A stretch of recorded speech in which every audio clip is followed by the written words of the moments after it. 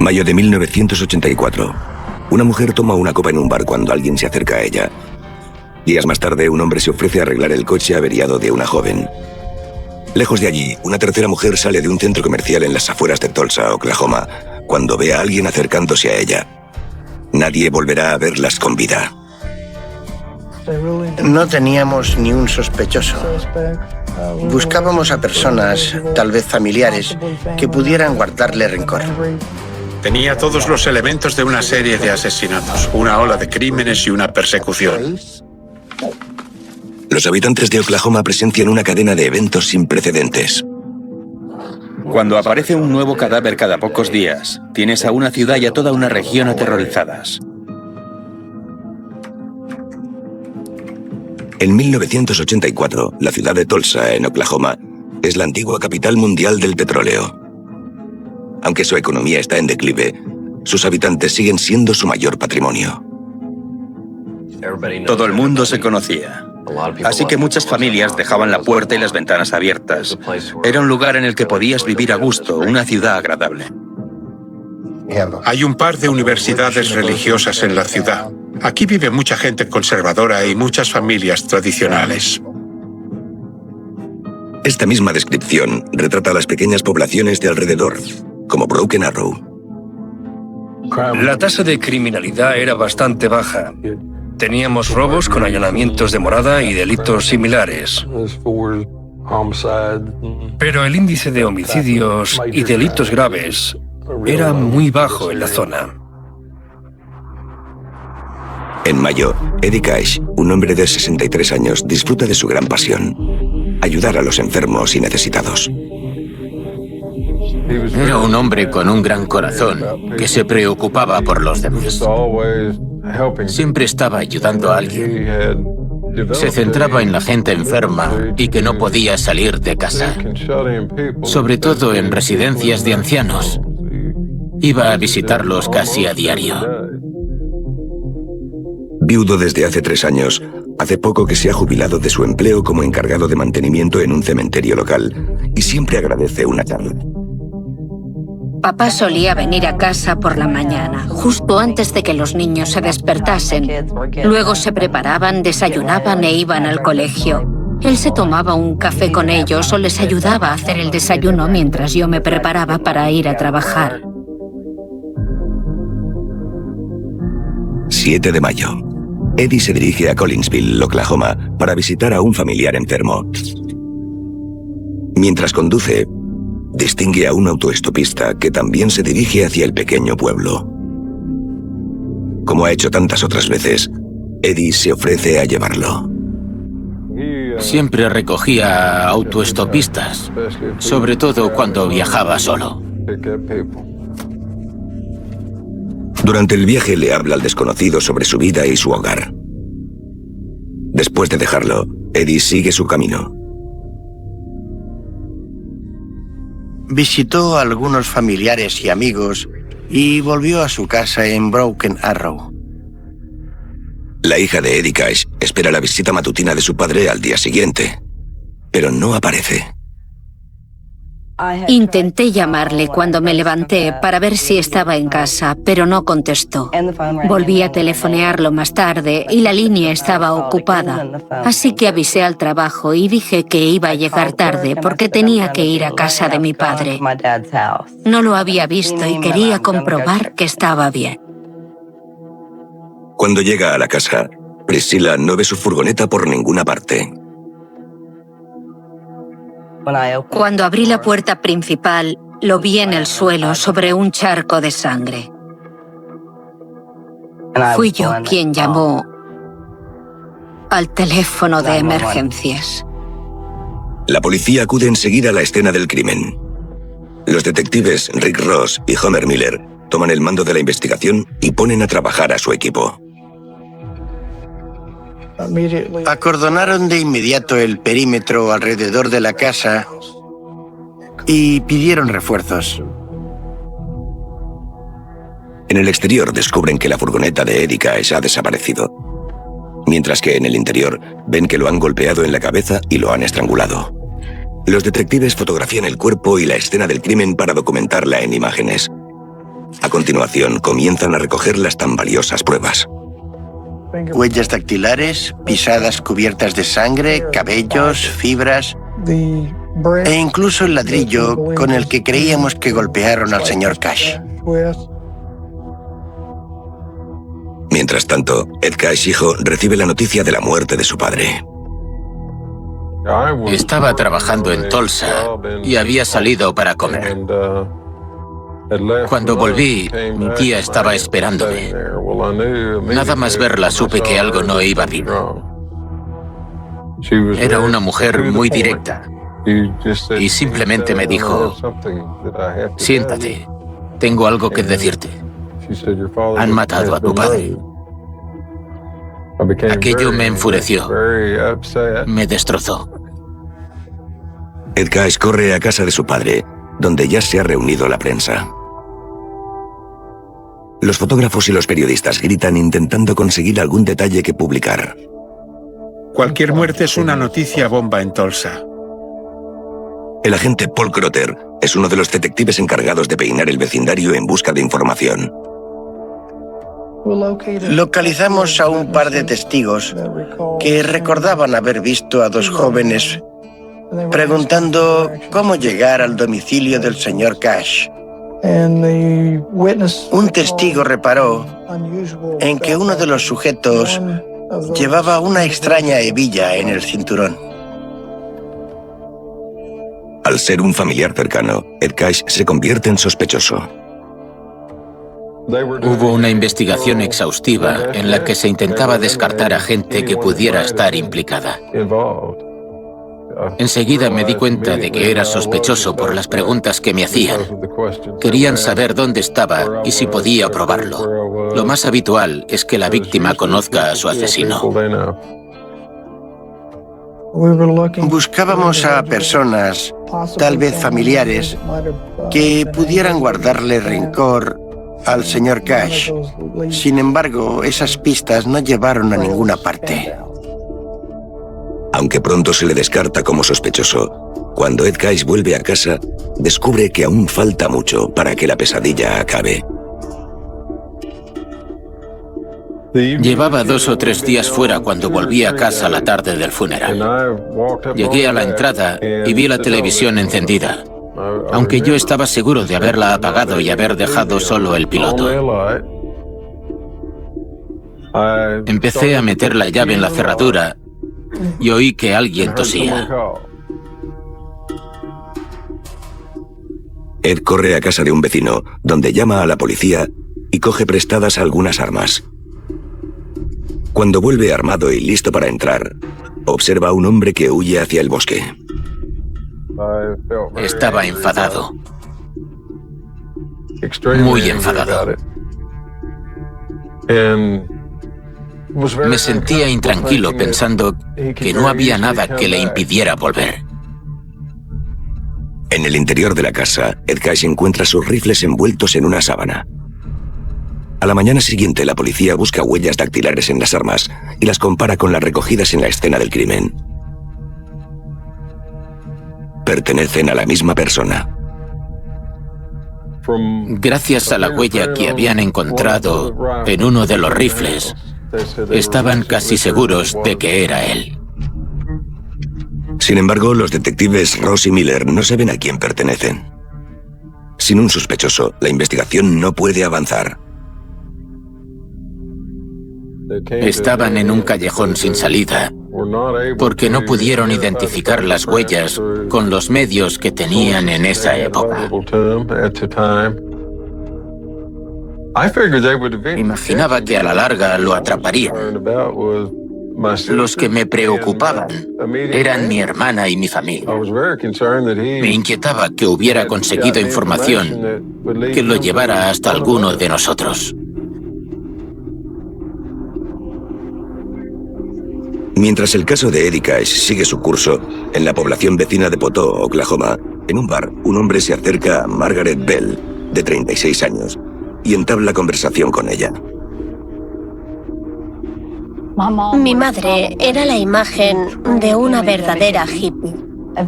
Era una mujer muy inteligente y de mente abierta. Todo el mundo le caía bien y disfrutaba de la vida. Se acababa de mudar a Poto para estar más cerca de su familia y sus amigos, porque se había criado allí. Misty, la hija de Margaret, está muy orgullosa de que su madre trabaje como DJ en la emisora de la familia. La emisora del abuelo estaba en el centro de Poto, así que era muy fácil acceder al estudio. Recuerdo que la gente paseaba por la calle y la veía. Me parecía genial que pudieran verla allí dentro y supieran que era mi madre. Con el coche recién salido de la tienda, Margaret está deseando ver a unos amigos. Le dice a Misty que luego quiere pasar por uno de sus locales nocturnos favoritos y que la verá al día siguiente. Fui a visitarle el miércoles y vi que le habían dejado una nota en la puerta. Así que yo hice lo mismo. Volví a pasarme el jueves y las notas seguían allí. Cuando llegó el domingo, ya había ido varias veces a su casa y las notas seguían en su sitio. De hecho, había alguna más. Aquello me preocupó. Misty y su abuela van a la comisaría para denunciar la desaparición. Me sentía incómoda con los formularios. En el fondo, ya sabía que algo iba mal. Cuando los familiares vinieron a vernos, les pedimos información sobre la señora Bell y la introdujimos en la base de datos nacional para descubrir su estado. Avisamos a diversos organismos policiales para que se mantuvieran alerta. Sin embargo, por el momento no hay pruebas suficientes para confirmar que algo marcha mal. En ese momento no teníamos ninguna razón para pensar que hubiera pasado algo extraño. Al principio supusimos que había ido a alguna parte. Se había quedado unos días y aún no había vuelto. 24 horas más tarde, el detective Steve Tiffy visita la casa de Margaret en busca de alguna pista sobre su paradero. Encontramos algunos extractos de sus tarjetas de crédito en la casa, así que contactamos con la entidad y descubrimos que las habían usado en varios estados. Hicimos un seguimiento de todas las veces que habían usado las tarjetas para descubrir a dónde podía dirigirse. Aunque la pista es prometedora, no sirve para consolar a Misty. Mi madre no había llamado, no la habíamos visto y había dejado asuntos pendientes. Mi abuela me dijo que no fuera pesimista, pero yo le respondí que no lo era. Estaba siendo realista. Aquello no iba a tener un final feliz. Mientras la búsqueda de Margaret Bell continúa, una mujer enseña su casa en el pequeño pueblo de Vinita, Oklahoma. Jane Hilborn ha recibido la visita de un hombre que dice estar interesado en comprarla. Horas más tarde, su familia vuelve a casa y encuentra el cadáver de Jane en el suelo de la sala de estar. Un equipo de detectives llega al lugar y el médico forense no tarda en descubrir lo que ha pasado gracias a las pruebas. Al igual que en los casos de Eddie Cash y Margaret Bell, el coche de Jane Hilborn también ha desaparecido. La habían golpeado en la cabeza y estrangulado, y se habían llevado su Chevrolet Camaro. La única diferencia es que la víctima de Broken Arrow era un hombre y la de Vinita era una mujer. 5 días más tarde, una mujer llama a la policía y les cuenta una historia aterradora. Un hombre con un Camaro la había recogido mientras hacía autostop. Cuando quiso darse cuenta, tenía un cuchillo contra el cuello. El hombre la encierra en el maletero, la lleva a un lugar apartado y la viola. Cuando le promete que no escapará, él le deja sentarse en el coche. Sin embargo, aprovecha que el hombre entra en un bar para huir. Comienza la operación de busca y captura del conductor del Camaro. 3 días más tarde, encuentran un vehículo que coincide con el descrito por la víctima de violación. La policía lo incauta y procede a buscar huellas. Mientras los agentes intentan identificar las huellas, una mujer de 32 años llamada Janet Jewell aparca en el centro de Tulsa y entra en una tienda sin saber que alguien la está observando. Cuando vuelve a salir, el coche no arranca, pero un transeúnte se ofrece a echar un vistazo. Al día siguiente, el coche de Janet Jewell aparece aparcado en un centro comercial de Tulsa. Mientras tanto, otra joven sale del complejo y se dirige al aparcamiento para volver a casa. Sin embargo, las cosas no saldrán como había previsto.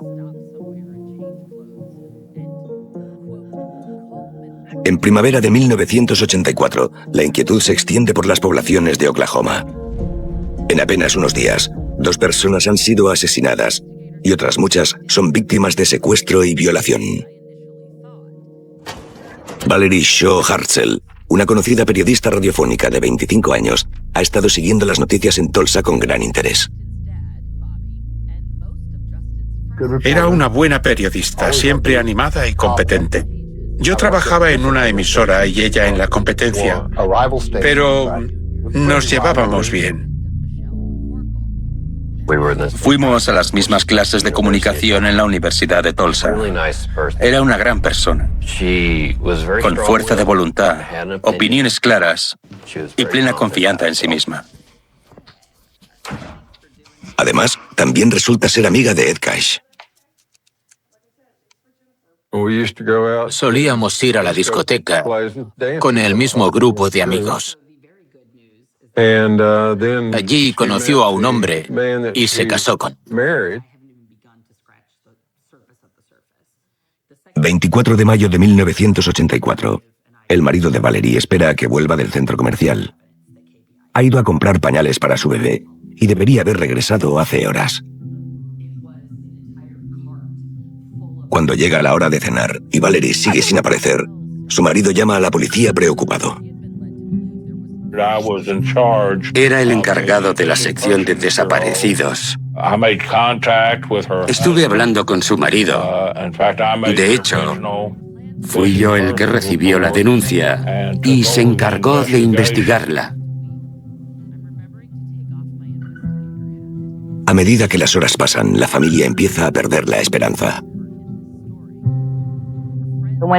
Salí a la calle gritando, llorando y diciendo que alguien la tenía. Era uno de esos momentos en los que solo puedes llorar y gritar.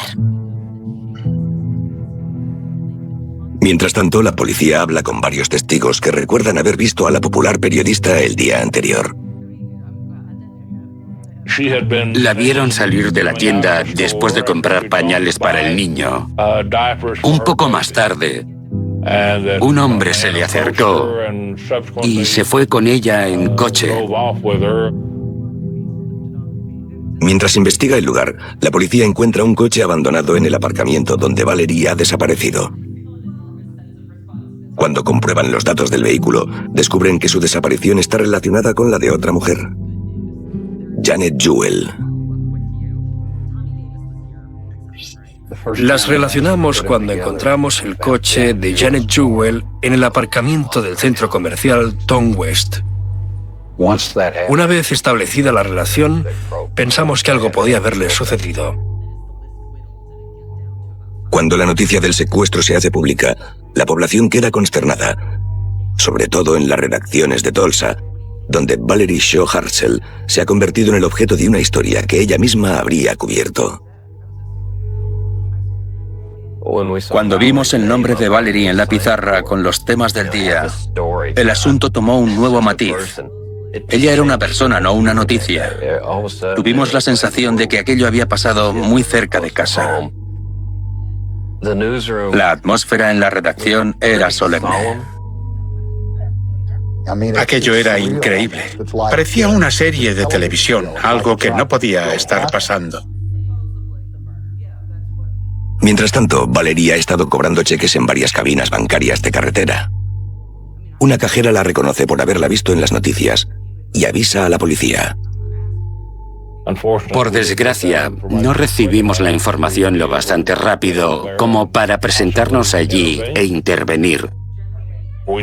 Nos dieron acceso a la grabación de la cámara de seguridad y pudimos confirmar que la señora Hartzell era en efecto la mujer de la camioneta y que un hombre blanco sin identificar iba con ella. Don Spillers observa en la cinta que Valerie se muestra nerviosa e incómoda. Y sus compañeros coinciden en que no está actuando por propia voluntad. A su vez, el hombre que aparece en el vídeo coincide con la descripción de los testigos, pero siguen sin poder identificarlo. La policía continúa con la exhaustiva búsqueda, mientras la familia hace lo posible por ayudar. Mi marido y yo nos subimos al coche y empezamos a dar vueltas. No sabíamos dónde buscar, así que condujimos y condujimos, intentando que nuestra intuición nos guiara. La situación resulta especialmente dura para Ed Cash. En apenas unos días ha perdido a su padre. Y ahora una amiga ha desaparecido. No puede evitar pensar que ambos hechos están relacionados. Estaba convencido de que tenía que ser alguien de mi entorno. Así que empecé a pensar en gente que conociera a mi padre y que hubiera viajado en grupo con Valerie y conmigo. Entonces me empecé a poner nervioso. Quería implicarme en la historia y descubrir quién era para encargarme de él. A diferencia de Ed, la mayor parte de Oklahoma prefiere no verse envuelta en el asunto. Estaban asustados, sobre todo en el oeste de Tulsa. Creo que empezaron a cerrar las puertas con llave por primera vez en su vida. Debió de ser entonces cuando comprendieron que Valerie no había sido su única víctima. No la había secuestrado y punto. Era un hombre que se había convertido en un asesino en serie. 27 de mayo. Han pasado 3 días desde la desaparición de Valerie y sigue sin haber rastro de ella.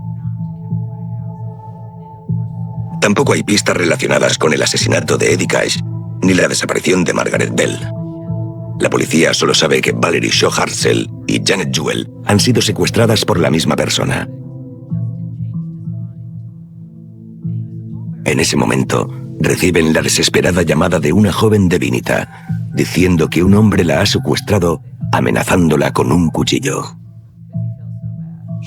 Llamó a la policía justo después de que ocurriera. El hombre la había llevado a un motel, donde la violó. Pero ella le había dicho que quería ayudarle y por alguna razón dejó que se marchara. La chica habló de la descripción que había oído y el tipo le respondió que era el secuestrador de Valerie. La descripción del vehículo también coincide con la camioneta de Valerie Shaw Hartzell.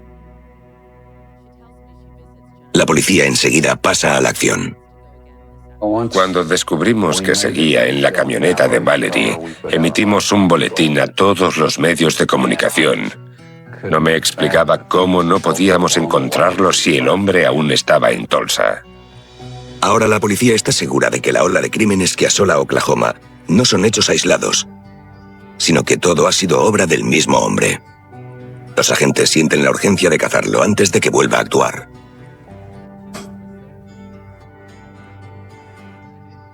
Fue el 28, el 29 o el 30 de mayo cuando las piezas empezaron a encajar. Estaba charlando con el ayudante del sheriff de Vinita. Él me hablaba de algunos casos extraños que habían tenido últimamente y yo le comentaba detalles de nuestro asesinato. Lo curioso del asunto es que la descripción de los sospechosos era muy parecida. Coincidían hasta en la extraña hebilla del cinturón. En esos momentos, también hay varias descripciones que señalan al mismo sospechoso, realizadas por víctimas que han conseguido escapar. La policía de Tulsa hizo un retrato robot que empezaron a difundir. Habíamos colado su descripción en todos los noticiarios, al igual que habían hecho el resto de los canales de noticias y diarios. Estaba corriendo la voz. La policía asume que está buscando a un solo hombre, cuyo aspecto conoce a grandes rasgos. Sin embargo, aún no pueden identificarlo. El detective Paul Crotter se reúne con Ed Cash para que vea los bocetos del sospechoso con la esperanza de que pueda identificarlo. Por supuesto, estaba deseando ver las imágenes. Me preguntaron si conocía a ese hombre y yo les respondí que no. Querían saber si estaba seguro, pero yo no tenía la menor idea de quién podía ser. Cuando me preguntaron si mi padre lo conocía, les dije que al menos no que yo supiera. No podía decir más. Sin embargo, el asesino es cada vez más descuidado y deja pistas que pueden revelar su identidad. El dueño de una casa de empeños ve que uno de sus clientes encaja con la descripción de la prensa y avisa a la policía.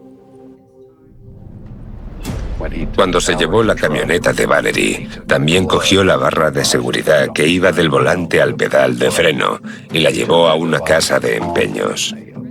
Dio su nombre y el dueño pudo ver todos sus datos en el carnet de conducir. Resultó que había un número de serie en la barra que permitió seguir el rastro hasta Valerie. En ese momento aparece un testigo con información sobre el coche de Jane Hilborn, la mujer estrangulada por un hombre que fingía estar interesado en comprar su casa. El testigo le cuenta a la policía que algunas semanas antes había visto a un familiar con un Camaro que se parecía al que salía en los medios de comunicación. Había llegado a Broken Arrow conduciendo el Camaro de la víctima de Vinita, con intención de pedir dinero a su familia. Por fin podíamos ponerle nombre a esa cara.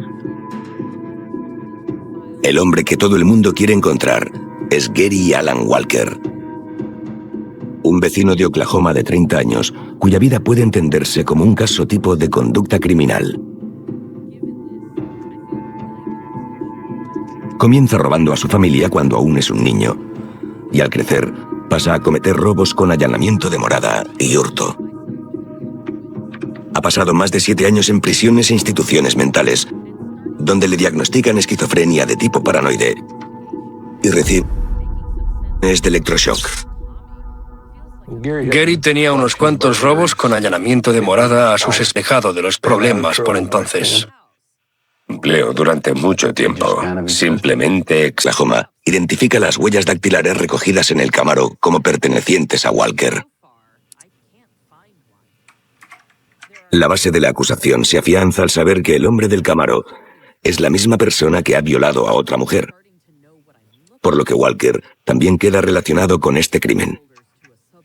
Steve Tiffy colabora con varias jurisdicciones donde se han denunciado asesinatos y secuestros similares. Éramos 53 agentes de la policía reunidos en Tulsa dándolo todo en aquel caso. Fue un esfuerzo conjunto de la policía, algunos de cuyos agentes habían conseguido reunir toda aquella información. La última pieza del rompecabezas es la similitud entre los crímenes. Los asesinatos se han cometido golpeando a la víctima y estrangulándola, mientras que las víctimas de violación han sido secuestradas con un cuchillo. Viendo hasta dónde se extiende la ola de crímenes, la policía inicia una operación de busca y captura en todo el territorio nacional. Estaba la policía de Broken Arrow, Tulsa, el condado de Craig, el de LeFlore, el FBI, la policía de investigación del estado de Oklahoma y hasta algunas agencias de Arkansas. Lo más probable es que explotaran todos los recursos a su alcance. Me parece que tenían un helicóptero sobrevolando la zona. Hasta había perros buscándolo. La parte negativa de toda aquella publicidad es que el sospechoso también tenía acceso a la información y podía estar vigilando por si veía un coche patrulla. Y había cambiado de vehículo al menos un par de veces, así que era difícil saber lo que estaba conduciendo en ese momento. La población se mantiene alerta, Pero no es suficiente. A comienzos de junio, en el condado de Van Buren, Arkansas, Walker entra en una casa y amenaza con matar a 2 personas. Les deja con vida, aunque aterrados, y escapa en la oscuridad con su coche. Avisaron a la policía. En Tulsa, tenían información sobre quién era y el aspecto que tenía. Más tarde, vieron el coche en un bar. Me llamaron por teléfono a casa diciendo que lo habían visto en un bar. Enviamos a varios agentes hasta allí, pero acababa de marcharse y no lo vieron. Estaba haciendo todo lo posible para ir siempre un paso por delante de nosotros y la mayor parte del tiempo lo consiguió. Los clientes del bar informan a la policía de que Walker se ha marchado con los dueños de una vivienda móvil que hay cerca. La buena noticia es que se había marchado sin saber que estábamos de camino. Eso quería decir que no intentaba esconderse tanto como antes. La policía se apresura a rodear la casa móvil sin hacer ruido. Y a través de la ventana ven a Walker bebiendo con unos amigos. Están listos para irrumpir en la vivienda y poner punto final a la hora de terror. Durante casi 4 semanas, las poblaciones de Oklahoma y los estados circundantes se han visto aterrorizados por una serie de violaciones, secuestros y asesinatos. Una operación nacional de busca y captura para dar con el supuesto asesino en serie, Gary Alan Walker, lleva a la policía hasta una casa móvil de Tulsa, donde está bebiendo con unos amigos. La policía se apresura hacia la vivienda e irrumpe para atrapar a Walker con la guardia baja. Lo localizaron y lo arrestaron sin incidentes. No tuvimos problemas una vez acorralado. En segundos, la policía acaba con la ola de crímenes que se ha extendido durante más de 3 semanas y ha arruinado la vida de tantas personas. Creo que cuando le atraparon, ya estaba cansado de huir. Me sentí aliviado al saber que ya no podría hacer daño a mi familia. Una vez bajo custodia, la policía interroga a Walker para descubrir dónde están las mujeres desaparecidas. La verdad no es fácil de aceptar. Walker les dice que Margaret Bell, Valerie Shaw Hartzell y Janet Jewell están muertas. Los agentes visitan a la familia de las víctimas y les dan la terrible noticia.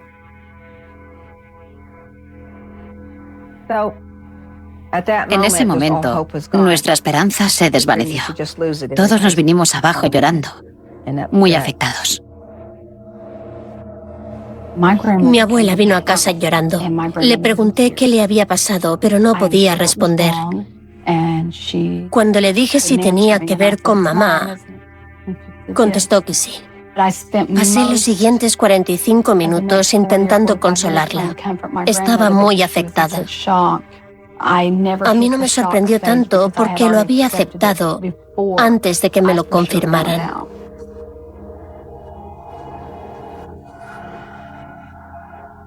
Tras el arresto de Gary Alan Walker, comienza el espectáculo para la prensa.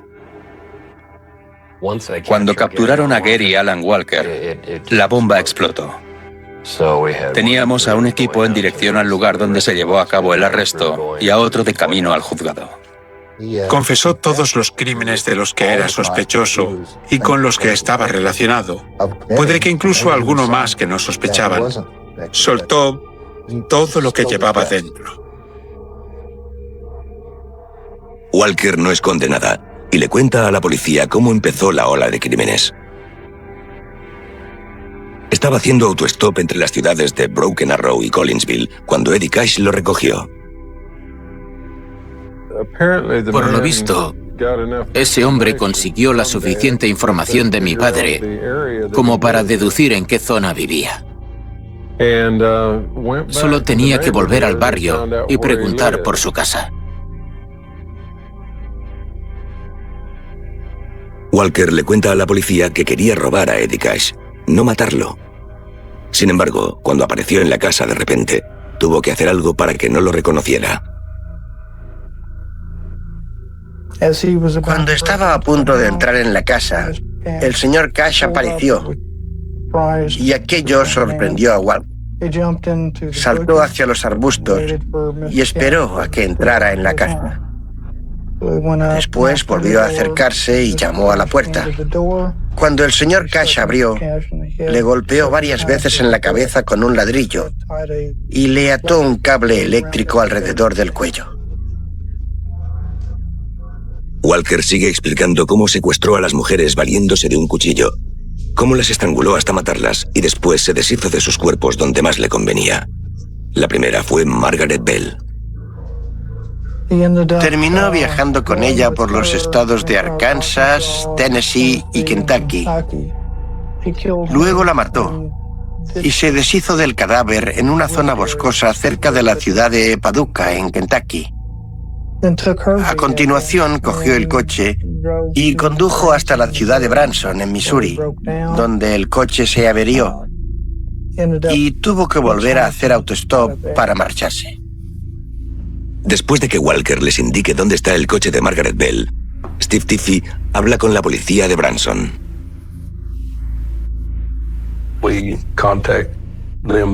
Volvimos a hablar con ellos y les pedimos que recogieran el coche.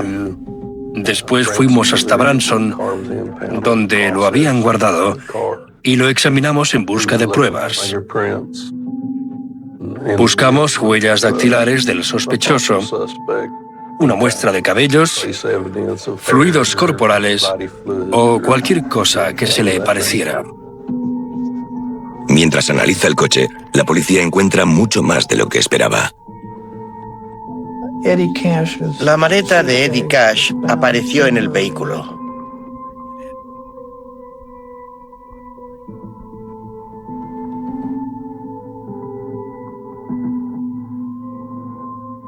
Cash apareció en el vehículo.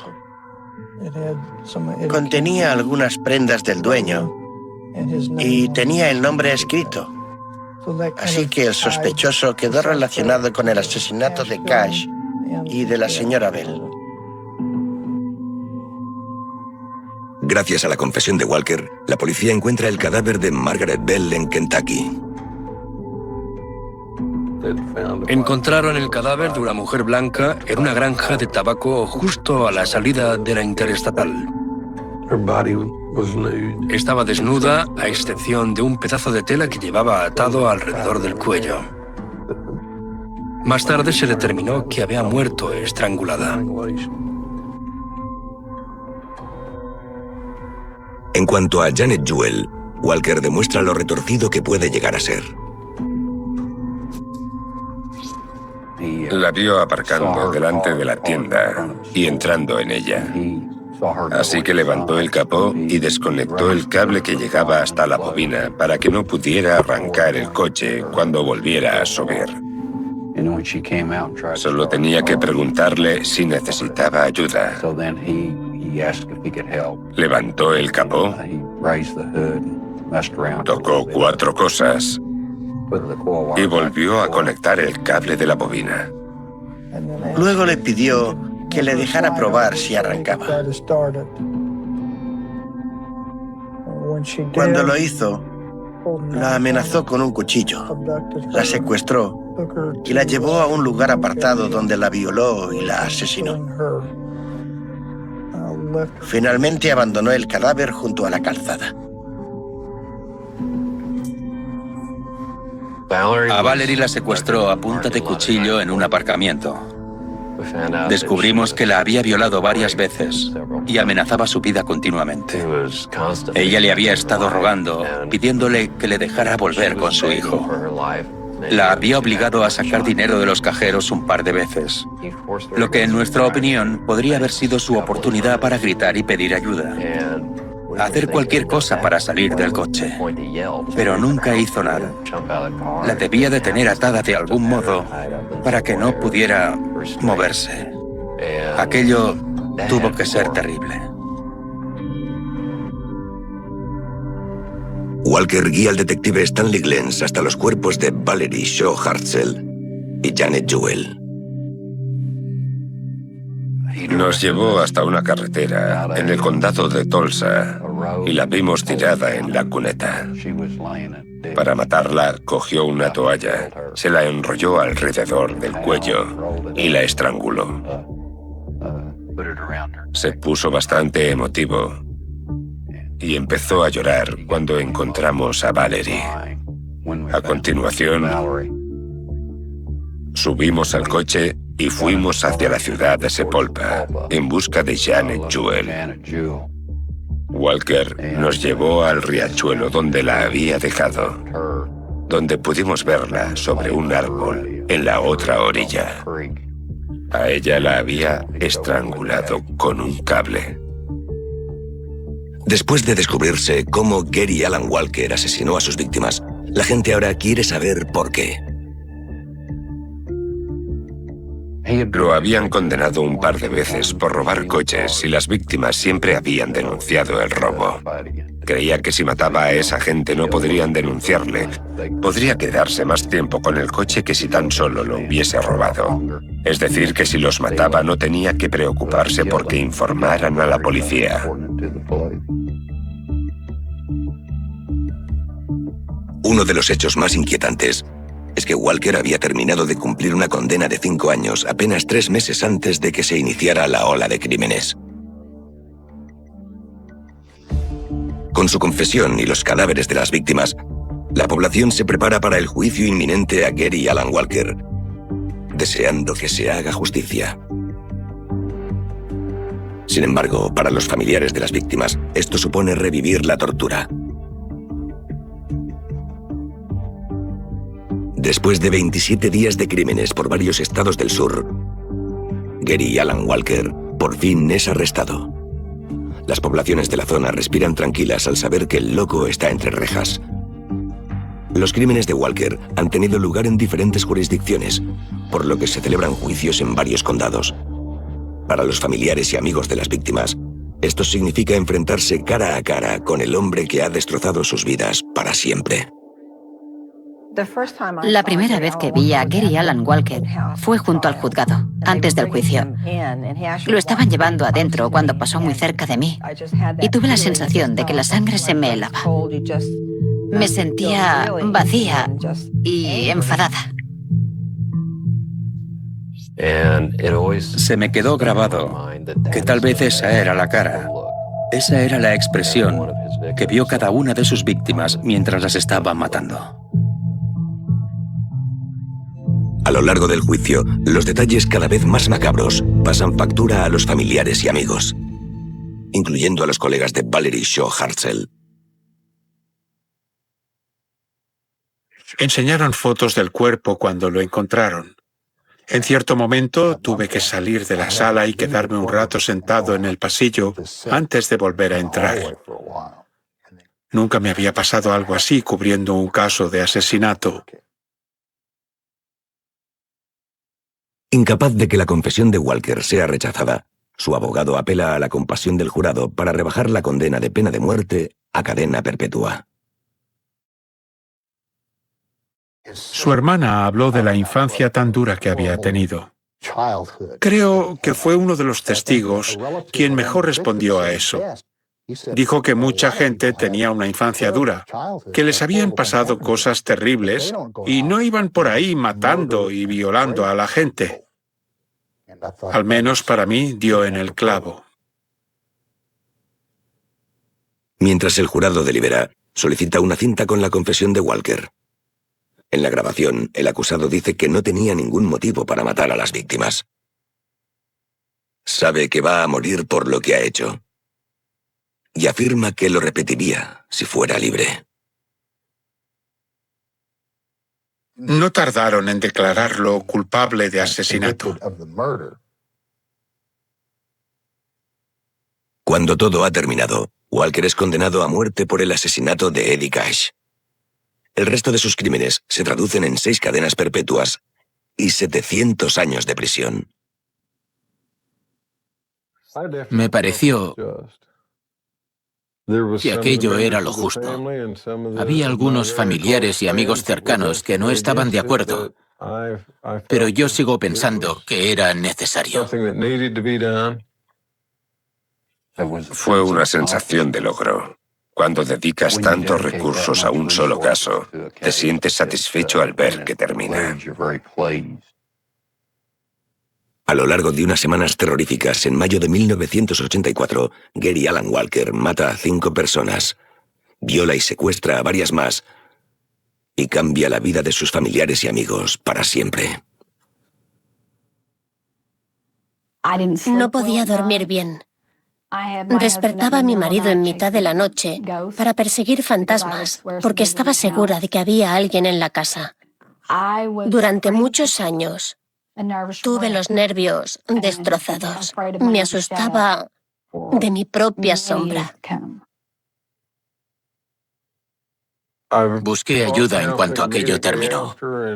Pero hasta hace 2 o 3 años, las heridas no han empezado a cerrarse. Siempre recordaré a mi padre como una persona cariñosa que se preocupaba por los demás, por su familia y por todos los que le rodeaban. Tras 16 años de batallas legales, Gary Alan Walker es finalmente ejecutado mediante inyección letal el 13 de enero de 2000. Ya era hora.